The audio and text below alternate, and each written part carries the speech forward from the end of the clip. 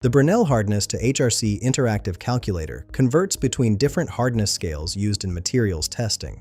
Let's start with the drop-down menus. For calculation mode, you can choose from 5 options: Brinell to Rockwell C, Rockwell C to Brinell, Brinell to HRC with Vickers reference, HRC to Brinell with tensile strength estimate, or multi-scale conversion.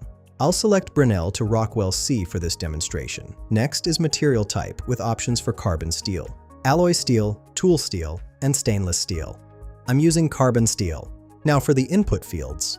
The Brinell Hardness field accepts values from 50 to 650 HBW. I'll enter 285. The Rockwell C hardness field accepts values from 20 to 70 HRC, though for this conversion mode, it's used as an output. After clicking Calculate Conversion, the calculator processes your Brinell value and returns the equivalent Rockwell C hardness for your selected material type. This conversion accounts for the specific material properties of carbon steel, giving you an accurate HRC value you can use for material specifications, quality control, or comparing hardness test results across different scales. Find the link in the description below.